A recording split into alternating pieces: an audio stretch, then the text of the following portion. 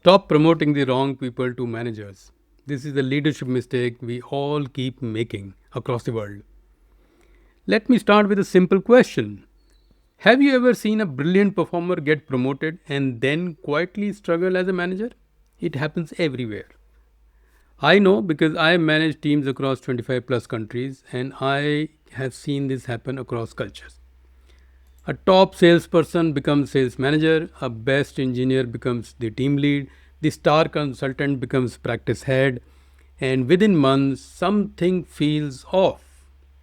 The team morale dips, decisions slow down, the new manager looks stressed, not because they are incapable, but because we keep confusing performance with leadership. I recently read a powerful article in Harvard Business Review titled Stop Promoting the Wrong People into Manager Roles, and it perfectly captures what I've been saying about this topic, that this is a mistake many organizations make by promoting people who are the best players. Think of sports teams. Do the best captains always come from the best players? Mostly not. Let's unpack this a little bit. First up is the core confusion that we have. Organizations often treat management as a reward. You've done great work, here is your promotion, you are the team manager. But leadership is not a prize for past performance. It is completely different job. As an individual contributor, success depends on your technical competence, your speed and accuracy, your ability to deliver results personally, individually. As a manager, success will depend on coaching others, getting the task done, handling difficult conversation, managing conflict, delegating effectively at times, building trust, developing talent. So you can see that while the individual role that you were performing depended on your skills that were to be displayed individually, the manager's role is quite different. One role is about execution, the other role is about influence. And influence requires emotional intelligence, patience, and self awareness. This is where many organizations go wrong. They assume excellence transfers automatically across roles. It does not.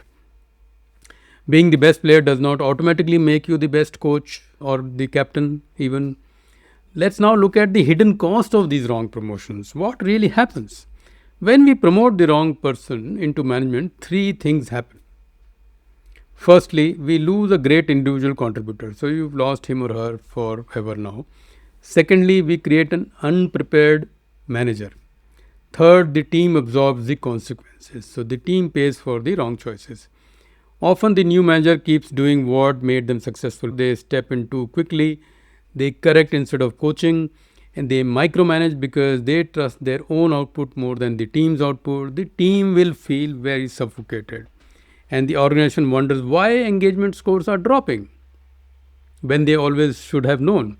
This is not about intelligence, it is about capability alignment. In her book Multipliers, Liz Weissman explains that great leaders amplify the intelligence of others. They create space for others to grow.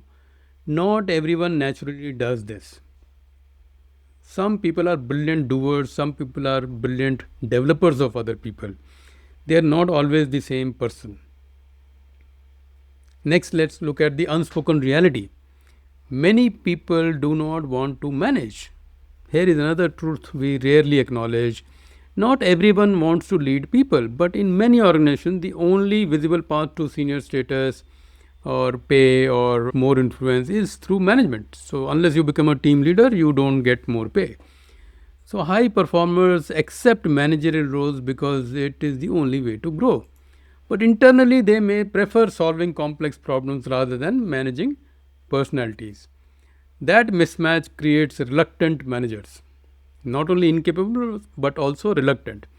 They avoid tough conversations, they see people issues as distractions, they feel drained rather than energized by leadership.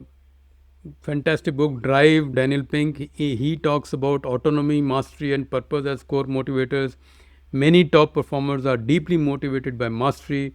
When we force them into people management, we take them away from what energizes them the most. That is not career growth. This is misalignment of career. Next, let's look at what organizations should do instead. If we want better managers, we need structural changes. Here are 4 shifts organizations can make. In my view, of course, assess leadership potential, not just performance. So, look for signs of empathy, coaching behavior, collaboration, and emotional regulation. Past output is not enough. Don't make your best player the captain. 2. Provide realistic previews of the manager role. Let aspiring leaders shadow other managers, let them run meetings, let them handle small team responsibilities before the formal promotion. 3. Create strong individual contributor career tracks. People should be able to grow in compensation and influence without managing others. Many global tech firms already do this with dual career ladders, and that's a very good idea, I think. 4. Invest in deliberate leadership development. Leadership is a skill set. It can be built, but it requires structural training, mentoring, and feedback. Fantastic book. Marshall Goldsmith's What Got You Here Won't Get You There captures this beautifully. The habits that make someone successful at one level become obstacles for the next level. Not always, but quite often. Promotion without preparation is a setup for frustration. Finally, a leadership mindset shift is needed. Instead of asking who's our top performer, we should ask who makes the people around them better. That's your captain. That's the real leadership test.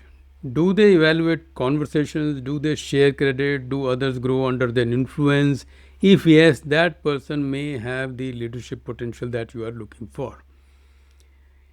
If not, we may simply be moving talent into the wrong seat, and we will make 2 mistakes. One, by moving somebody who's individually contributing very well out, and then, of course, giving the team a very poor manager.